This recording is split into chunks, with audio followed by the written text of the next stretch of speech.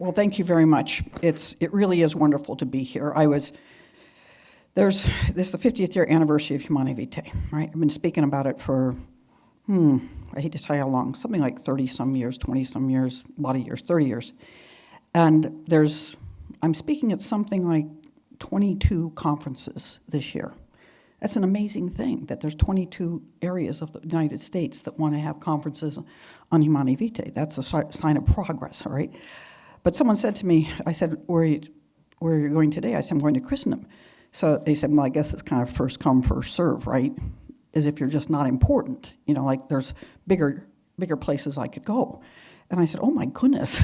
I said, it's an honor to be here. I said, but I also you want to honor Christendom College. You want to say this is the kind of place that's turning out young people that are precisely the people that are going to be able to contribute to the progress of the understanding of Humanae Vitae. I'm going to a couple other small colleges, Benedictine, Dallas, and I think they're as important as the major universities that I go to for what is happening there. So I want to say, something's telling me something's expired over here, but anyway, I think we'll be able to still do it.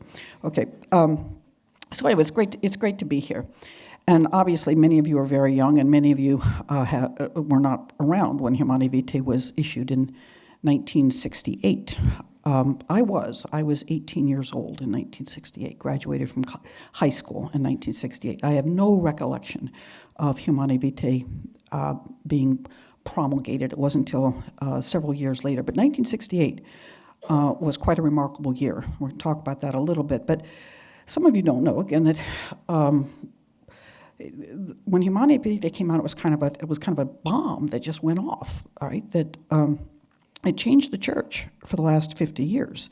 Things got a whole lot better in the 1990s, but we've had many decades of difficulty in the church because of dissent from Humanae Vitae. The phenomenon of dissent began with Humanae Vitae, and it didn't really, we'll see whether it's come to a halt or not, but great things happened when the Catechism was published. We finally had a document that if you were fighting, that said what the church taught. Before that, if you were trying to make the claim that church teaches that contraception is wrong, people would say, oh, well, yeah, Humanae Vitae said that, but before long, the church will change its teaching. And Father so-and-so at such university and Father so-and-so at such university says that teaching is based on an inadequate understanding of natural law, and the church will soon change its teaching. And honestly, that's what seminarians were taught from about 1968, well into the 90s. Right? So if you run into priests that are, oh, it's going on its own here.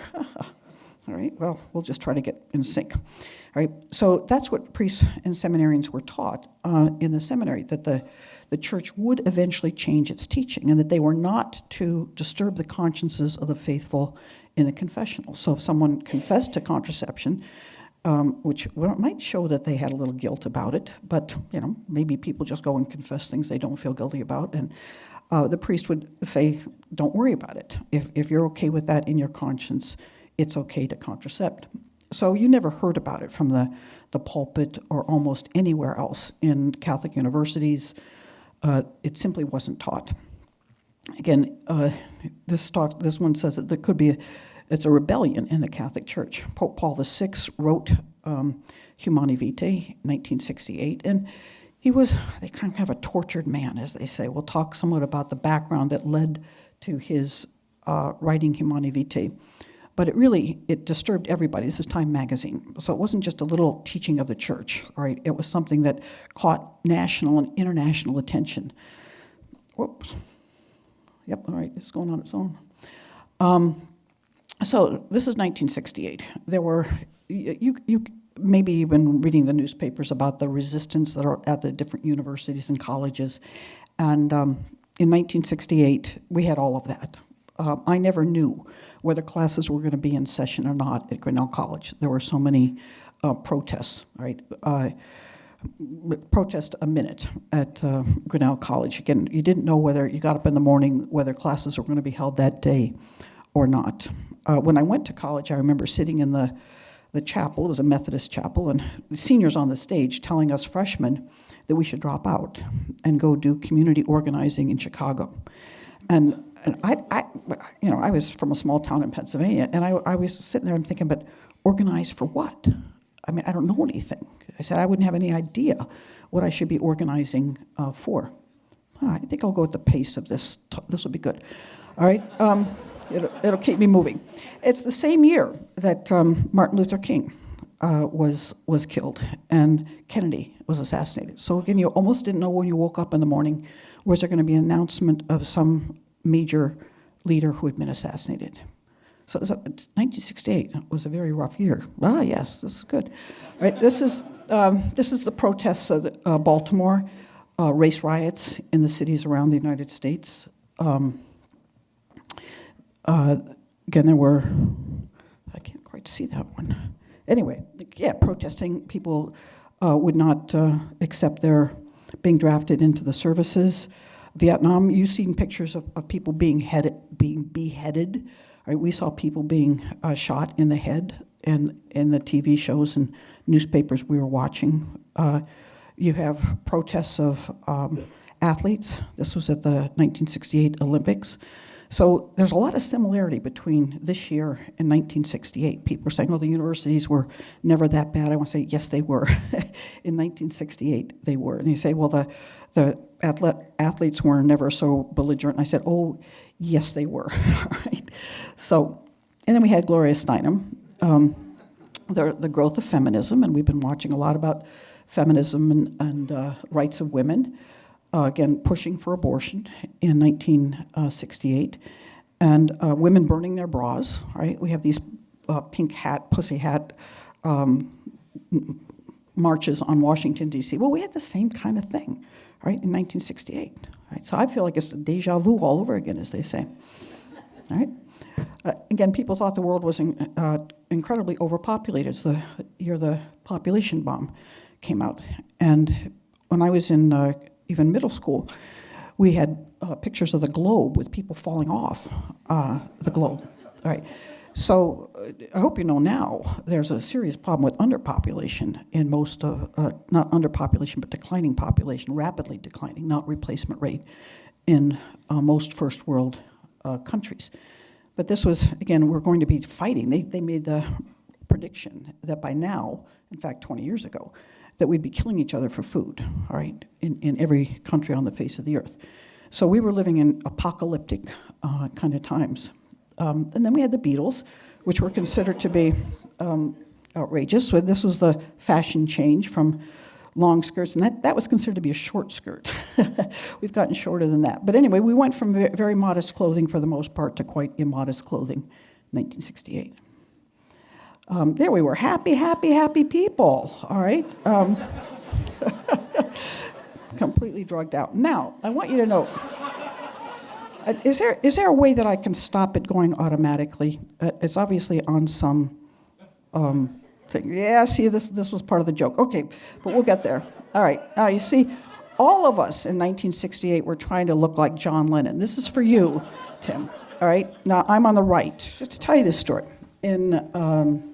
I was a freshman at Grinnell College in 1968, and in 1969, feminists were coming to campus, and they wanted to have us write letters to legalize abortion. I was 19 in the spring of 1969, and I want to tell you, I mean, I always have been nerdy, okay, but this wasn't a product of being nerdy. I did not know what abortion was. I was 19 years old, and that was not unusual at that time, right? I lived in a small town in Pennsylvania. We never heard of abortion. Right? So on my way to the meeting, I stopped at the library to look up abortion. I remember reading it. I go, oh my gosh, really? Women do this? Really? And it said the Catholic Church was against it. And I said, well, I never heard that. I mean, why would they be against it? And I'm reading it. I said, well, it says when human life begins, and it says the key question about abortion is when does human life begin? So that sounds right to me. So I went off to this meeting, and very, very innocently, I raised my hand. And I say, I'm here and I'm prepared to write letters, but I just want to know when we're going to say that life begins, because it obviously needs to be protected once it begins. So is that at 12 weeks or 24 weeks, or when does human life begin? And the women that were there just started yelling at me, said, shut up, sit down. We don't need your kind here, okay? we don't need you pro-life, you right to lifers. I said, I don't know what a right to lifer is. I said, I didn't know what abortion was until 20 minutes ago. I said, so like, what's the problem? And I'm saying, when they say, we don't want your kind here, and I said, well, everybody in this room is trying to look like John Lennon, women as well as men. And I did it as well as, you can imagine, with little wire rim glasses and my hair straight. I mean, I did it as well as anyone else, right? But that was the beginning of a turnaround for me. I'd been raised Catholic in a very casual Catholic household. Mass on Sunday was about it, maybe grace at meals on Sunday, but nothing really beyond that. And I left it for a little period of time while I went to college, but it just kept haunting me that the Catholic Church said abortion was wrong. And people would come up to me and they'd say, we hear you're against abortion. I said, I don't know whether or not I'm against abortion. I said, but I can't hear any good arguments for it. And before long, after about 2 months of that, I was very much opposed to abortion. And I just kind of drifted back to church. I said, I want to go to church where people know that it's wrong to kill babies in the womb.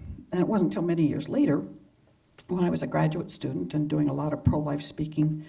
In fact, it was even after that. I did a lot of pro-life speaking in Toronto, and people would ask me the question, well, you're opposed to abortion, what about contraception? And I'd say, they're totally different issues. I said, one stops a life that's already begun, and one prevents a life from beginning. And so that they're totally different issues. Then I went to Notre Dame, where I taught for 9 years, and I started doing some sidewalk counseling outside an abortion clinic.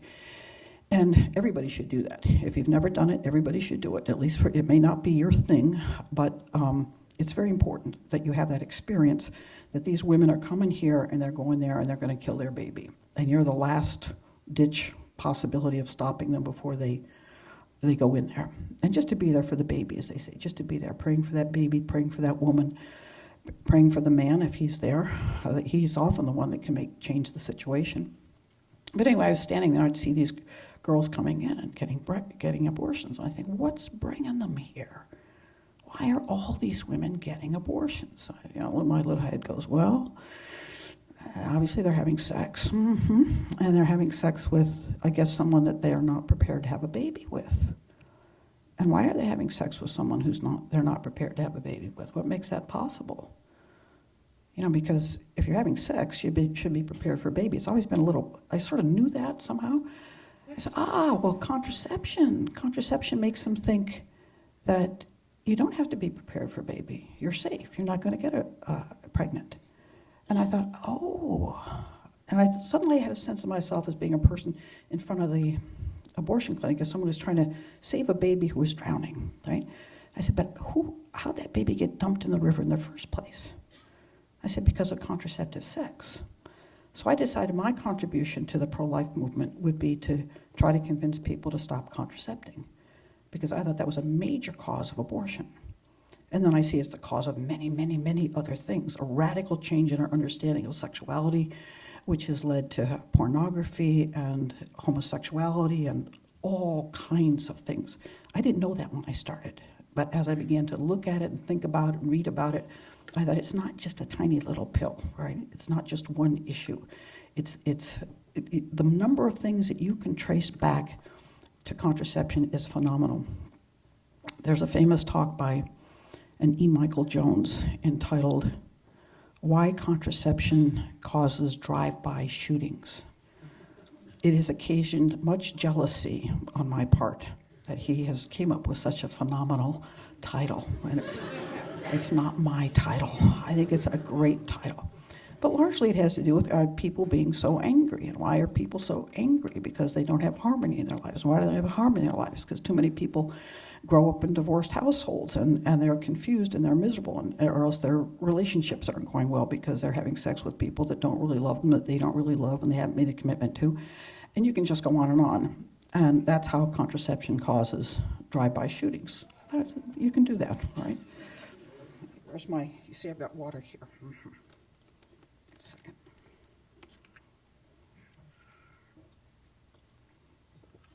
I'm going to ask you for something else here. I'd like a little glass for this water. Ladies, don't drink out of bottles, all right? Sorry about that. We need to hold the standards. If If the women over 65 don't hold the standards, nobody will. Is that right? See, I got an over 65-year-old woman clapping for me. There you go. Thanks. I'm just thinking of my mother looking down at me, and she's saying, I don't care how thirsty you are, you don't drink out of a bottle. But the thing is, I'm thirsty, so get me a glass. All right, give me a little more context for Humanae Vitae and the Church's teaching on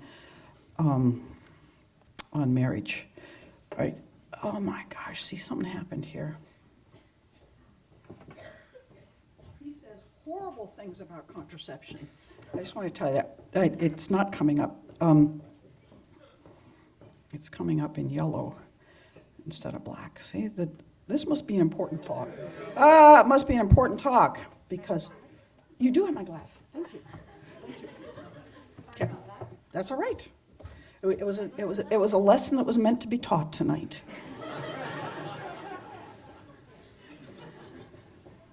I had to do the same thing at Ave Maria University in Florida a couple weeks ago, so I want you to know it's not Christendom.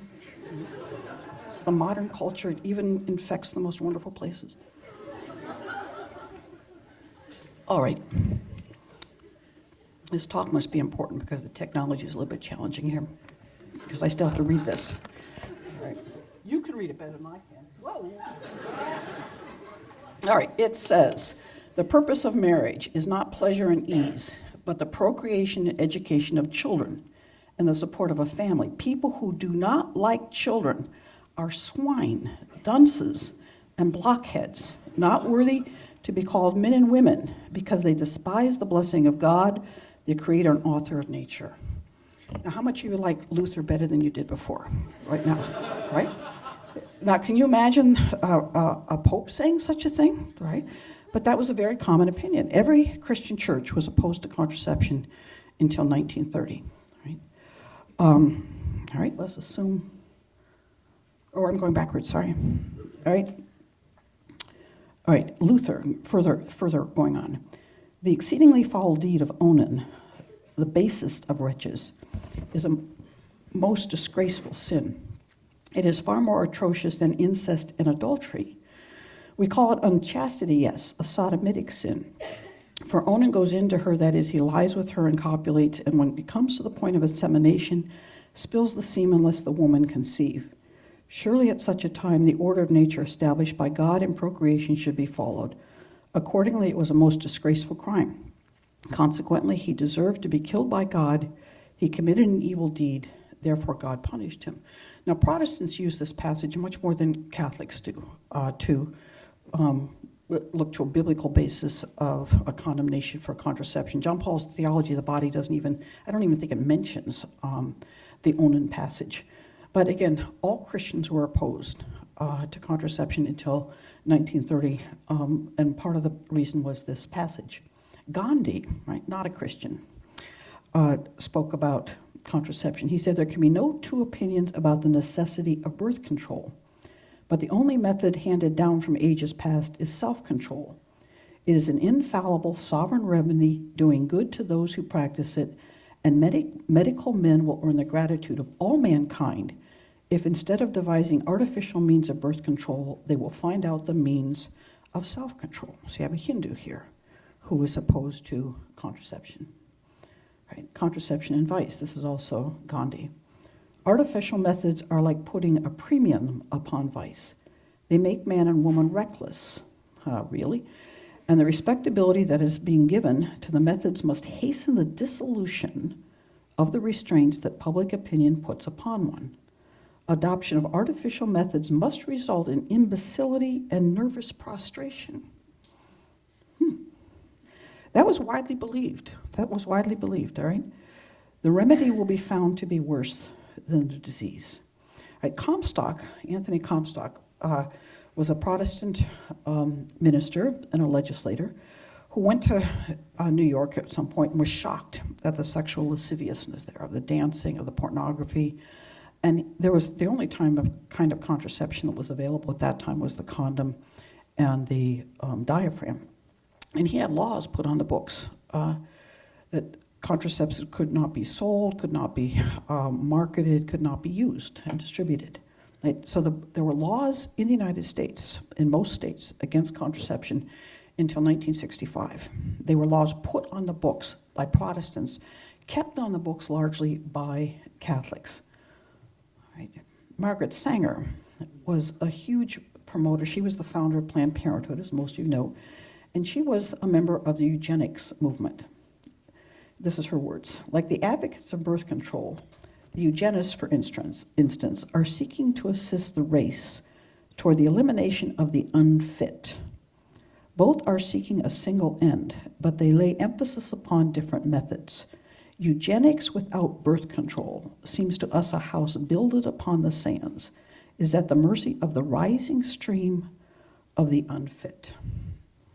I wanted to know you wouldn't have your president here today if the rising tide of the unfit had been stopped. It was largely Irish Catholics that she didn't like, all right, and blacks, right. So she was trying to eliminate poverty by eliminating the poor, right. They were the unfit.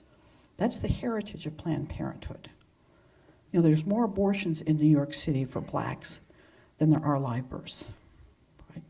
Why the whole black community is not up in arms against abortion, I don't know. Right? This is a very sad truth. One of the major inventors of the contraceptive pill was John Rock. He was a Catholic doctor, actually, for a period of his life, a daily communicant. He ended his life probably mentally ill and no longer a Catholic. And as irony would have it, in my early years of teaching at Notre Dame, this young woman came to visit me, and she said she knew of my work, and she was actually a granddaughter of John Rock, right? A very devout Catholic, Opus Dei. And she said she was praying for him every day, right? So God watches. God's after all of us, all right?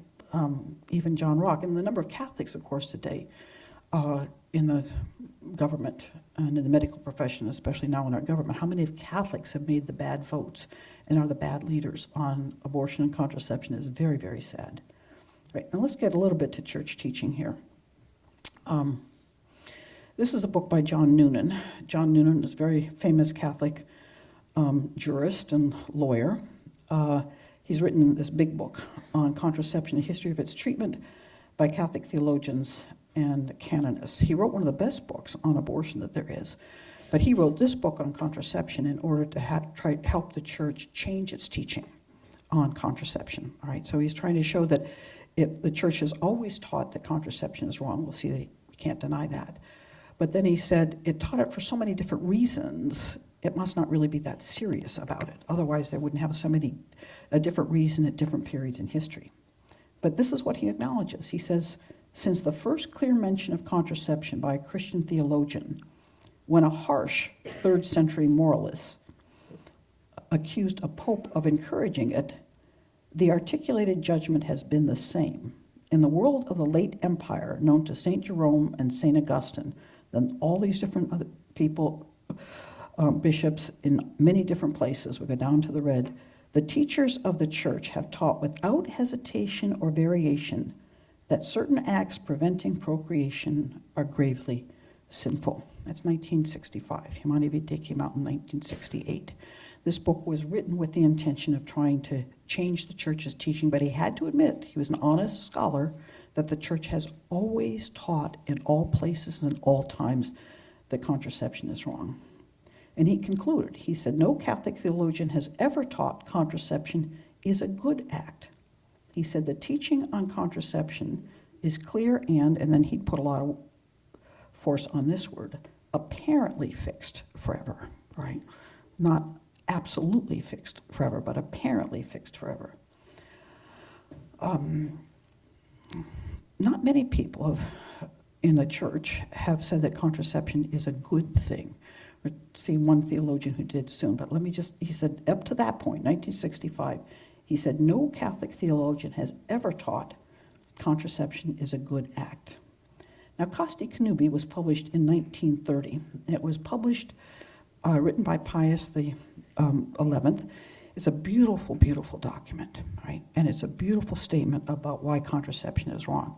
It was written because the Anglican Church at the Lambeth Conference of 1930 had broke for the first time with the unbroken Christian tradition against contraception. And it said for serious reasons, spouses within marriage can use contraception. If you read the deliverances or the deliberations at that time, there was no theological arguments, no philosophical arguments. It's just that people are having big families and that's hard. And so if they want to use contraception, we should allow them to do it. So Pius XI wrote Casti Connubii.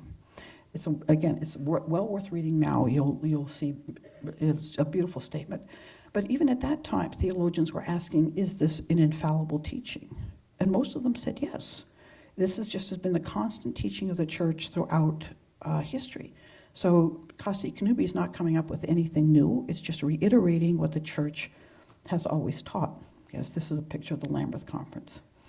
Now, this book is fascinating, American History, Catholics and Contraception by Leslie Woodcock Tentler.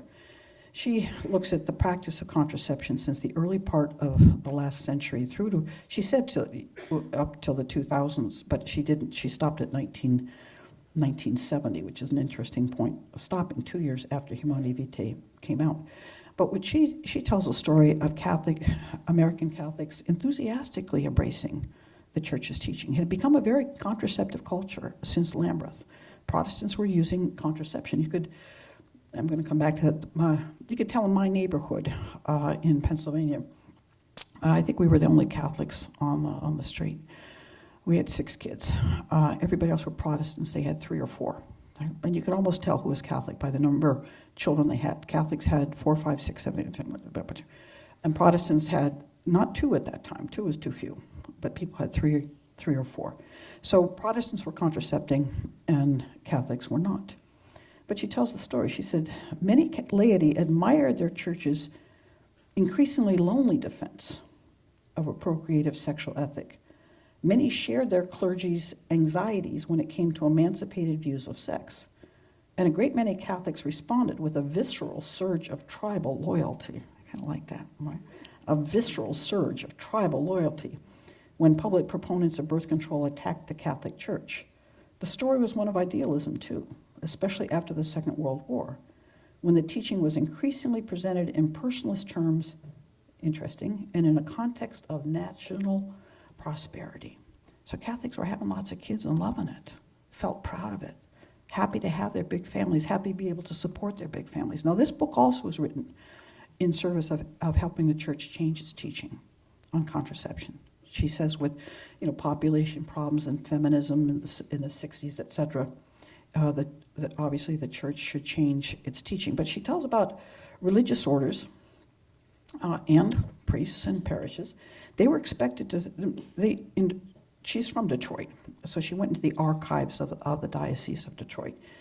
And she found out there were syllabi of topics that priests were expected to speak upon, preach upon in the course of any year. And contraception was one of those. They were expected to give a homily each year on contraception.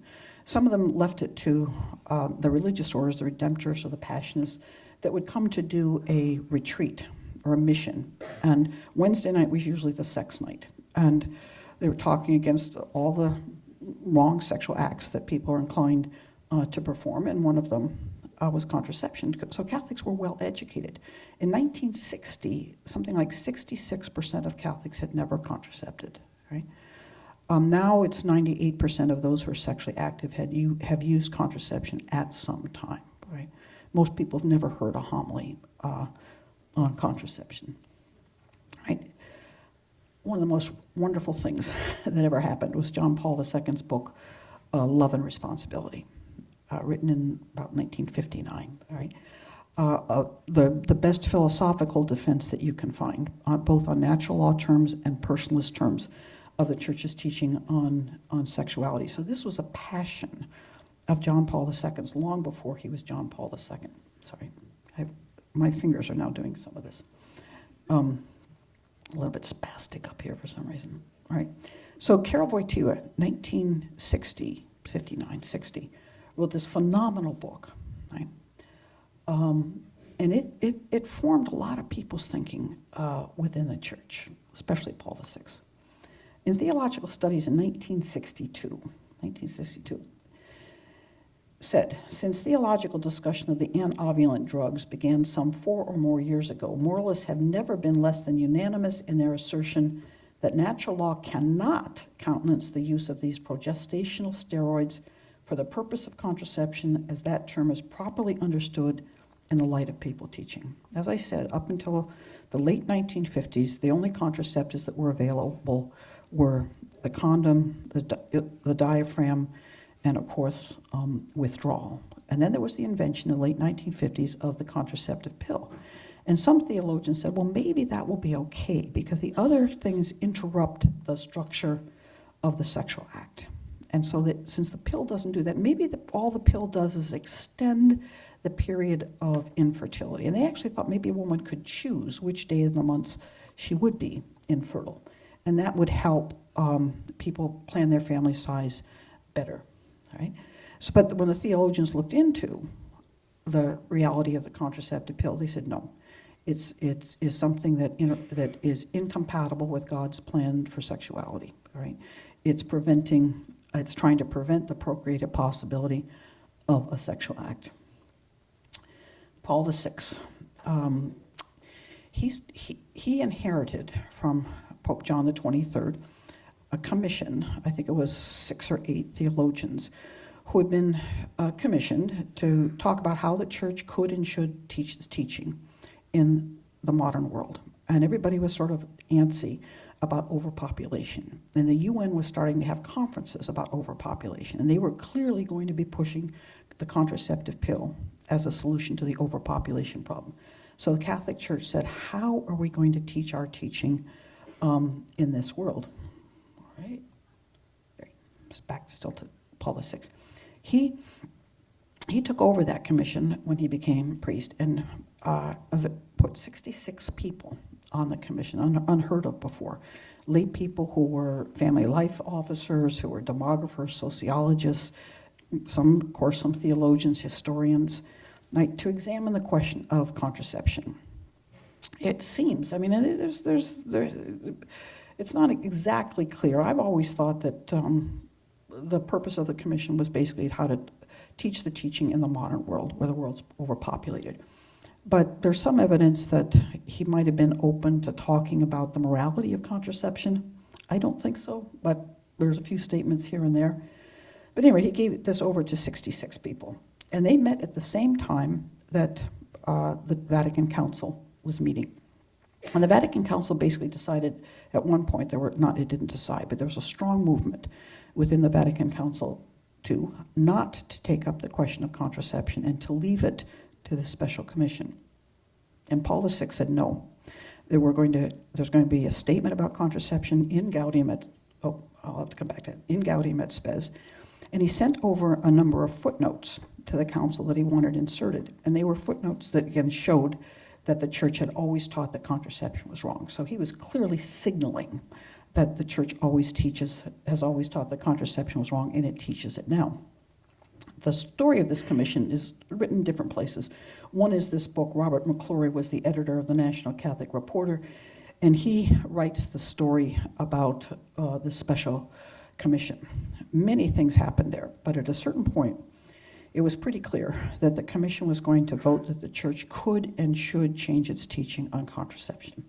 And a wonderful Jesuit named John Ford was very, very upset by this.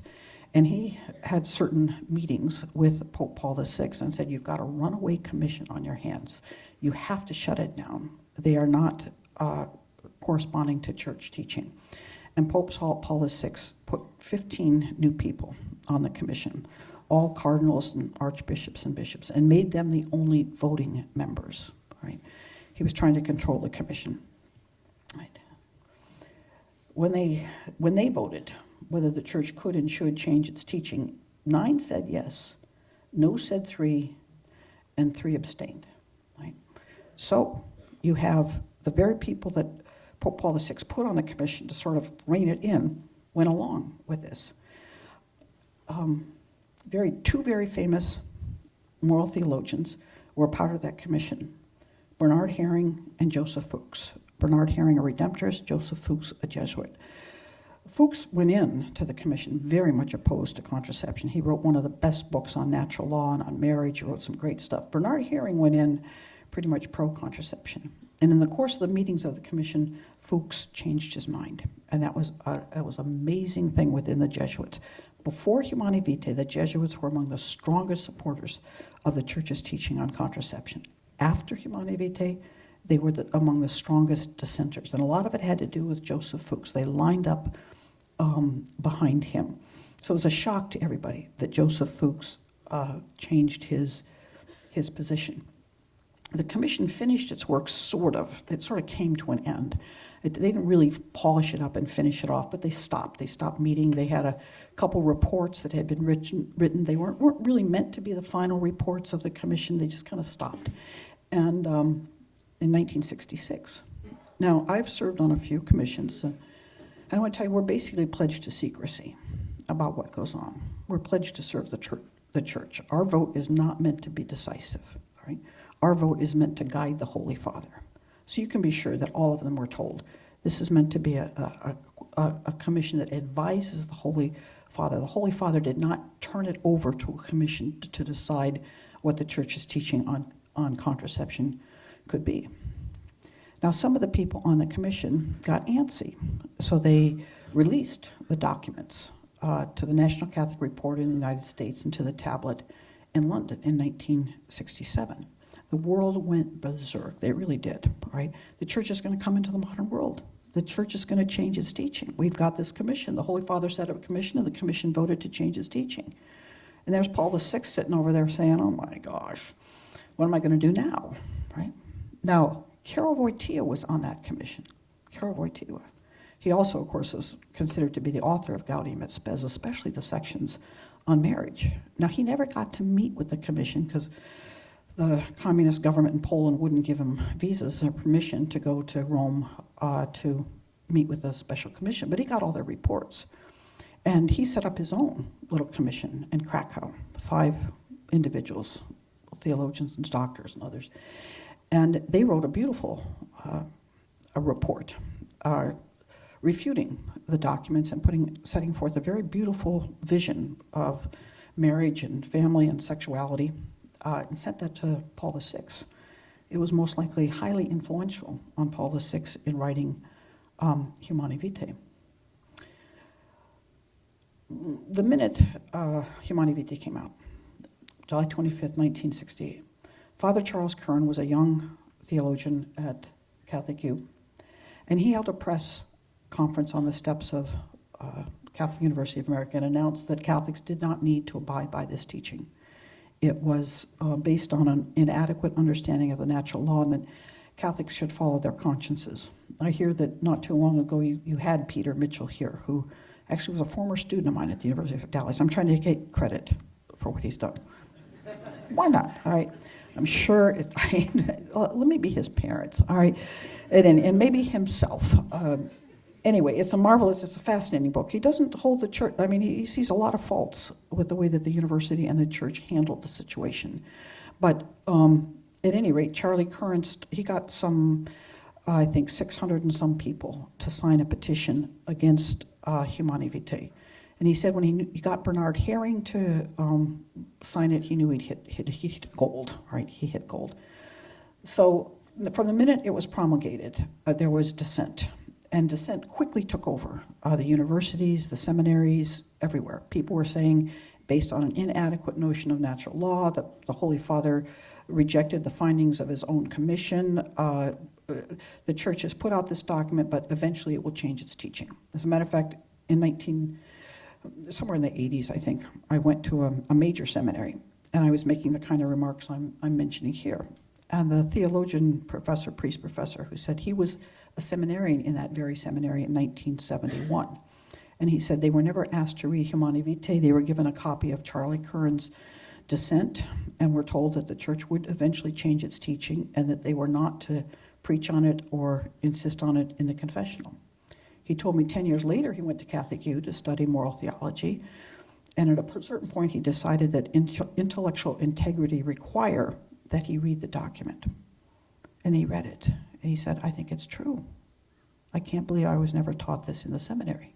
He said, but what you're saying is absolutely true. When I was a seminarian in 1971, that's exactly what we were taught. Cardinal O'Boyle was the Cardinal of Washington, D.C., and well over 150 priests in Washington, D.C. signed a statement of dissent against Humanae Vitae. And he suspended some of their faculties until they came around. And they complained to Rome, and Rome told Cardinal Boyle that he had to reinstate their faculties. Right? They were afraid of schism.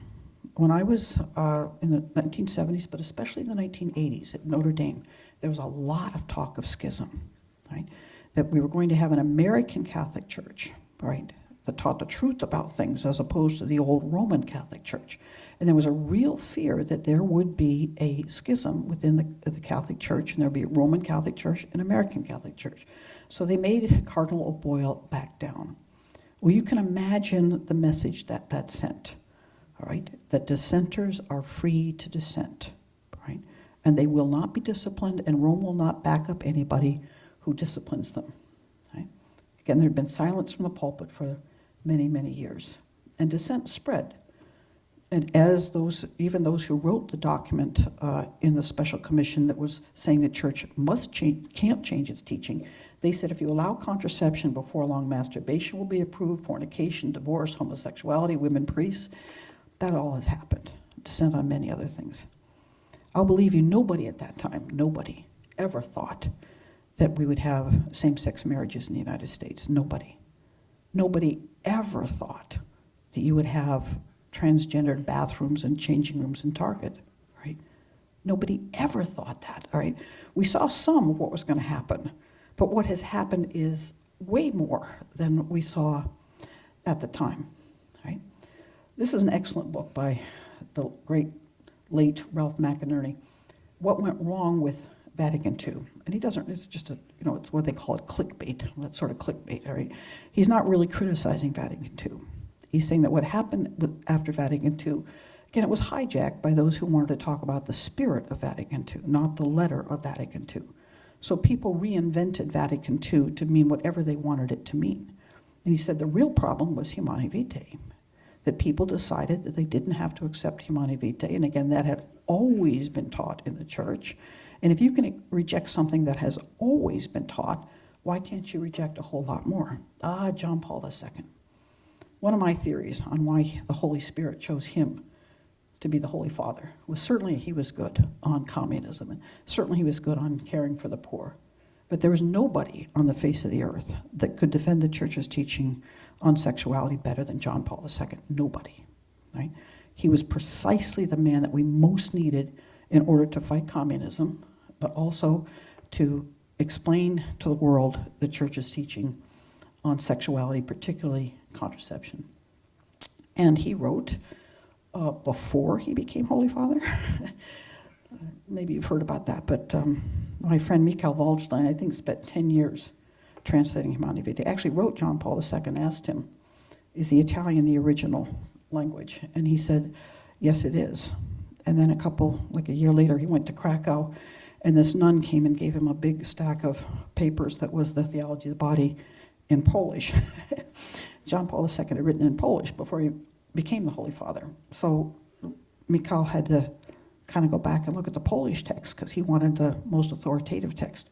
I think I would have thrown myself off a cliff or become a waitress or something, but that's not what Mikhail Waldstein did.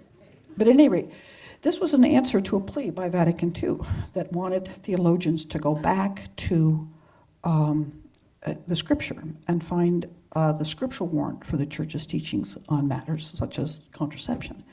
So John Paul II did all of this before he became the Holy Father. He wrote the authoritative, I think, philosophical text, Love and Responsibility, and then he went back to Scriptures. You know, it's all about Genesis and many, many, many other scriptural passages, the prophets, etc., Paul. And the last third of this is a defense of Humanae Vitae and the church's teaching on contraception. So he took upon himself what Vatican II asked of moral theologians, which was to find a scriptural basis for the church's teaching as opposed to strictly a natural law one. it swept the country. This is part of the good news, right? This is part of the good news is the theology of the body. Part of the good news is John Paul II. Conferences all over the place on theology of the body. Theology of the body taught in colleges and universities and seminaries, conferences everywhere. We're ahead of the rest of the world, but the rest of the world is also getting kind of the theology of the body fever, all right? And it does an amazing thing because it is so scripturally based that people begin to see, again, the whole love that God had for his people, and man, the body being made in the likeness and image of God, that we're meant to be self-giving. And it's such a beautiful vision. And people go back to Scripture, and they read the Old Testament, the New Testament, and they see the links, and it's just dizzying for people. Catholics know more about Scripture now than I think in the history of mankind. There's Bible study groups everywhere. When I first started speaking on abortion, I couldn't mention Scripture to Catholics. They were suspicious about it. You know, if I said, well, there's sign of prenatal life here and there, and they go, that's Scripture. We'll just let the church do that, right? I had to give them scientific arguments. If I went to a Protestant group, I go straight to Scripture, right? Then you give them the science later. They're happy to know the science, but where is it in Scripture, right? So Catholics now love Scripture. We're all reading Scripture. We're taking courses, going online, all sorts of things. It's marvelous, part of the good news here. All right, John Paul II, what a gift to the church. All right, Familias Consortio, again, a beautiful explanation about why contraception is wrong, a beautiful explanation. The first synod he had when he became the Holy Father was on the family, and this is the document that came out of that. And then, as I said, the Catechism, an enormous gift. Veritatis Splendor. It wasn't about contraception. People think it was, but it was against the claim that there's no such thing as intrinsic evil. He put an end to dissent. He put an end to proportionalism. Not that all proportionalists went away and dissent went away, but they really did, as I say, had a chilling effect, right? You can find very few pro-contraception articles written after Veritatis Splendor. They just kind of backed away, right? And then Evangelium Vitae, incredible document, incredible vision. And there he makes the connection between contraception and abortion and in vitro fertilization and euthanasia. It's all one thing. It's all part of the culture of death that we have adopted in our culture. But he goes back. It started with contraception. That's where it started, all right? This is an amazing thing. I found this when I was in the Philippines in 1995. They wrote this in 1990. The Philippine bishops apologized to the Filipino people. They say, it is said that when seeking ways of regulating births, only 5% of you consult God. In the face of this unfortunate fact, we, your pastors, have been remiss. How few are there among you whom we have reached? There have been some couples eager to share their expertise and values on birth regulation with others. They did not receive adequate support from their priests. We did not give them due attention, believing then this ministry consisted merely of imparting a technique best left to married couples. Amazing. Bishops apologizing to the laity because they didn't teach church teaching. Yes. Only recently, this is continuing that passage, only recently have we discovered how deep your yearning is for God to be present in your married lives. But we did not know then how to help you discover God's presence and activity in your mission of Christian parenting. Afflicted with doubts about alternatives to contraceptive technology, we abandoned you to your confused and lonely consciences with a lame excuse. Follow what your conscience tells you.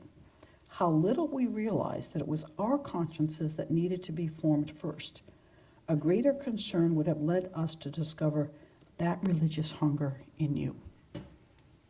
Okay. Again, that's extraordinary. And a couple people have come up and told me already this evening about how my CD on contraception, why not, helped them come into the church, change their mind on contraception. That beautiful line, only recently have we discovered how deep your yearning is for God to be present in your married lives. And I hear this so beautifully. People say, I heard it and I realized it was wrong. I say, that says a whole lot more about you than it does about me. That your heart was so ready to hear this, right? You wanted to know what the church, you wanted to know the truth. You want to know the truth about this topic. And when you hear the truth, you follow it, right? And so many priests don't preach it because they think people are going to leave the church. I remember seeing a man named Rex Moses. Think about that name for a while. Rex Moses. Rex Moses was an evangelical preacher in Corpus Christi, Texas. And I went down there to give a conference, and he was also a speaker. And he held up a copy of Humanae Vitae. He said, we've been using natural family planning for years because of our involvement in the pro-life movement, and we know that chemical contraceptives are abortifacients. So we've been using natural family planning. This was actually in the 25th year anniversary of Humanae Vitae. And he said, my wife said, why don't you read that document? It was published in the Couple to Couple League newsletter, Natural Family Planning Group. And he's, nah. And she said, no, why don't you put it right there? Why don't you read it? So one day he picked it up and he read it. And he said, I read it once. He said, I read it twice. He said, I read it a third time. And he said, I want to belong to a church that teaches something like that. And he said himself and his wife and his extended family all came to church that Easter. Right? He said, you think it's going to drive people out of the church? He said, I want to tell you it's going to bring people into the church if you really preach this. Beautiful witness, all right? U.S. bishops, this is young people, this is a miracle, right? It's a miracle that 100% of the U.S. bishops fought the HHS mandate. You can be sure, I hate to tell you, that 100% of the bishops are not against contraception, right? But they stood together on this, right? And it was hard for people not to conclude that 100% were against contraception, right? Glad people falsely concluded that myself. But again, it was a miracle. And the church began to realize that if it doesn't fight for its religious freedom on things like contraception, we're not going to be able to do anything, have Christendom college or anything else. This is chipping away at religious liberty. Right? There are those who rightly say that when the church kind of stayed out of the attempts to legalize contraception in the 1960s. It didn't fight that. It had fought it in the 50s and the 40s and the 30s, but not in the 60s. And they say, the church lost its muscle. And when it came time where there was pressure to legalize abortion, the Catholic Church had lost its habit of fighting things in the public square. So it's amazing that it came back. Oh, we got ahead of ourselves. All right, good news. This is Sacred Heart Seminary, the reform of the seminaries. I hate to tell you, but well into the 1990s, seminarians were not being taught, very rarely, that contraception was wrong. Now it's virtually at every seminary, right? The young men embrace it, they're ready to teach it, they're enthusiastic about it. I've heard some very good homilies on that's a rival school, I meant to take that out. Gosh. I make up for it in a minute. All right, there's great NFP groups. There's tons of them. These are great NFP groups that teach different methods of natural family planning that work extremely well. All right, there's this beautiful website called Natural Womanhood that is wonderful on natural family planning.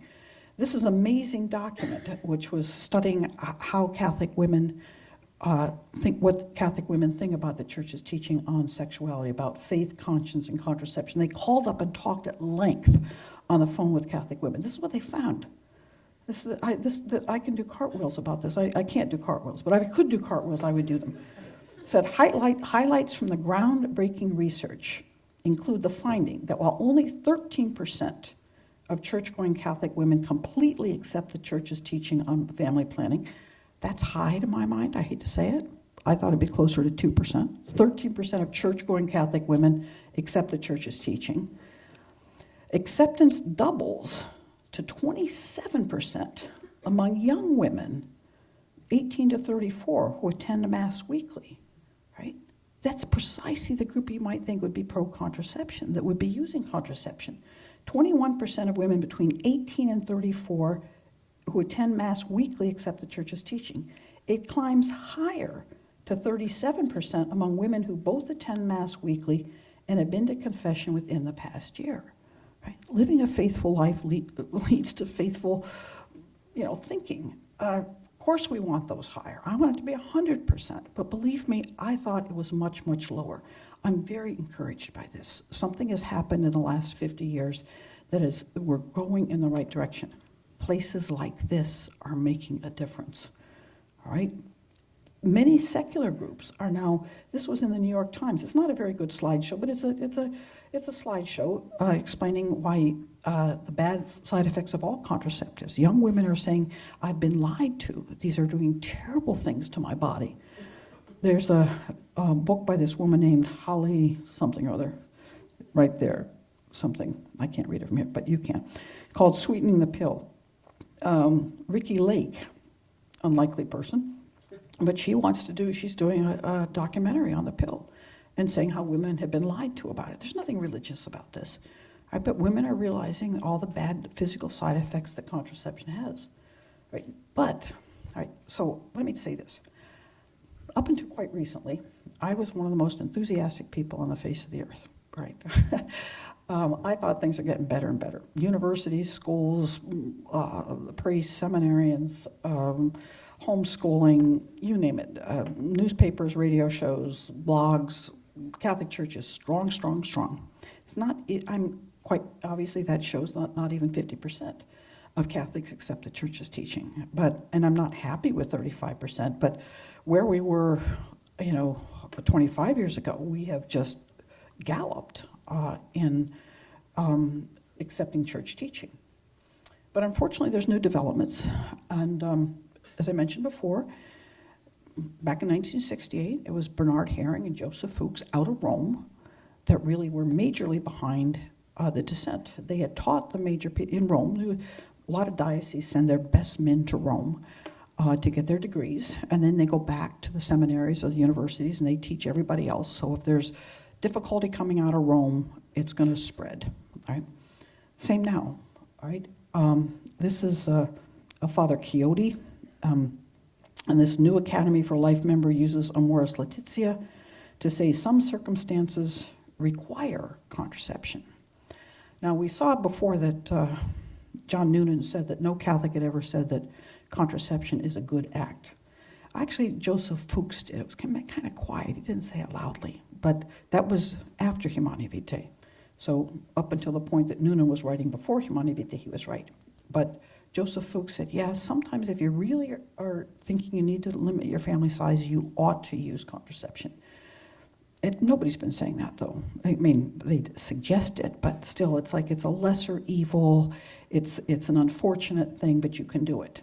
This Father Chiodi, and a member of the Academy for Life, said that Amoris Laetitia says some circumstances require contraception. They've been having conferences for the last year in Rome at the Gregorian. They're going to continue them at a couple other universities for the next year, where they're really explaining how Amoris Laetitia is a development in moral theology.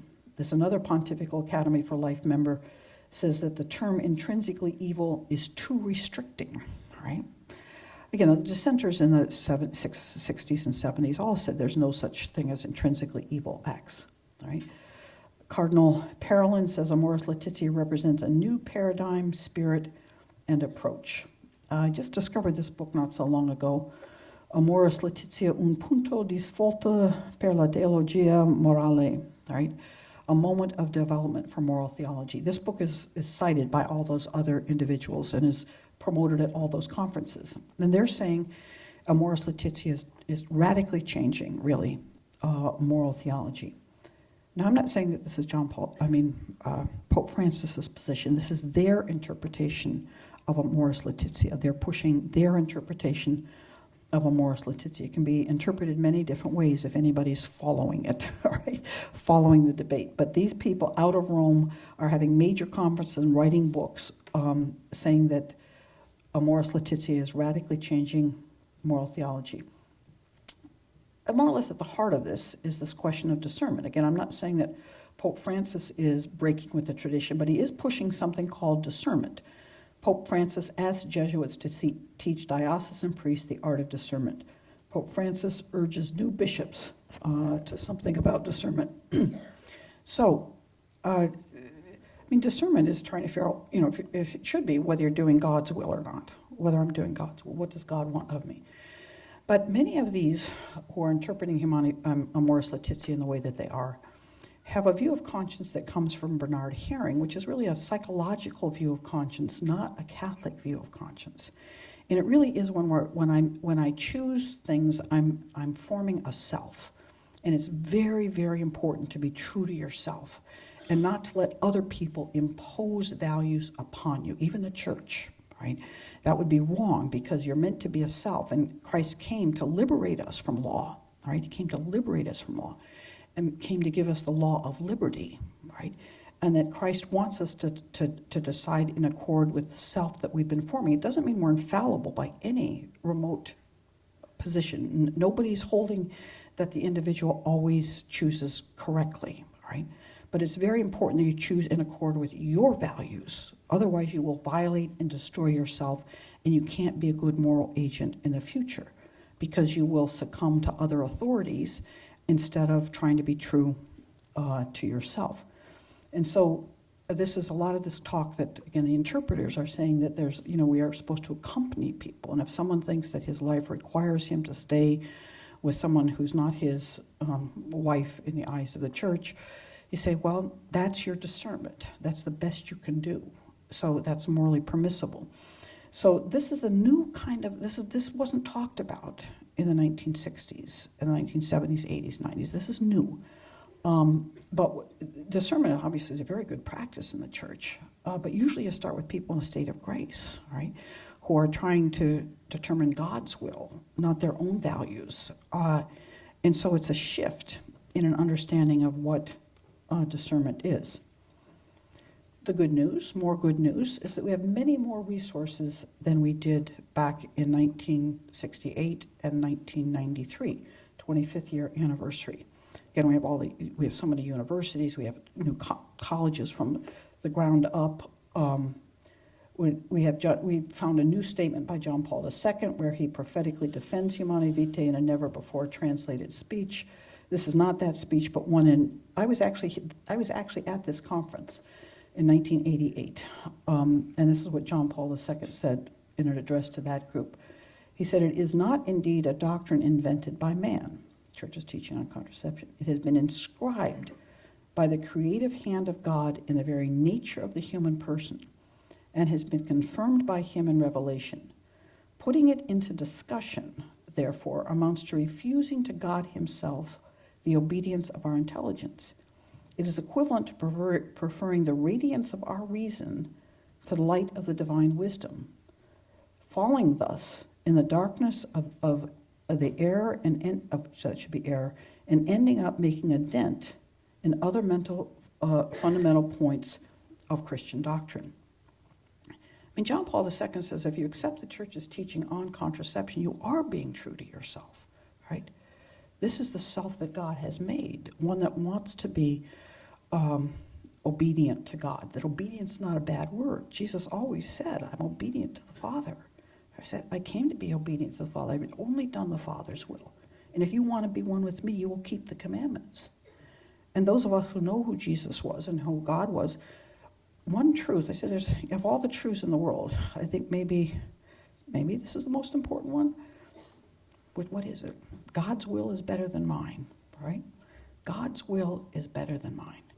And if there's a conflict between me and God about something, I want God to win, right? I don't want to win.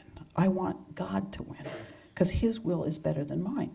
And his will is for my good, right? So it's not as if he's willing something other than my good. And he knows what my good is better than I know what my good is. So if he's taught his church to teach this teaching on contraception, of course they don't believe that. They don't believe this is an infallible teaching. Okay, more resources. We have people like Professor Seifert, who rebuked the Academy Life member. We have many, many more people in a position to counter the arguments of the dissenters. But I have to say they're way ahead of us. They've published their books. They're having their conferences. They're having their press conferences. And we're standing there saying, I didn't think this was going to happen until July 25th. So I'm I'm caught off guard, honestly, I have to say. I open it up and say, what's today that I didn't anticipate? This is beautiful. This just came out by Bishop Aquila in Denver. It's pretty long, but it's a beautiful, beautiful document. defending Humanae Vitae on its 50th year anniversary. Sometime I'm going to have to find out someone never who might know, did he intend to issue it this early? Or did he just decide that it was now, it had to be done because there's so much stuff coming out of Rome. Do we need this? I suspect there's going to be a lot of U.S. bishops who issue pastoral letters supporting Humanae Vitae. It's going to be very exciting watching those roll out. So watch for them, right? We don't have 100%, but we have a lot. And they know the issue. They know how to deliver it in very personalist terms. Again, there are some 22 conferences this year. One of the major ones is at Catholic University of America, where dissent started in America, right? There's a poetic justice here that 50 years later, Catholic University of America is holding a major academic conference, on Humanae Vitae. The U.S. Bishop's website has a list of all the known conferences so far. So if you want to get to one, you can go there and see what the list is.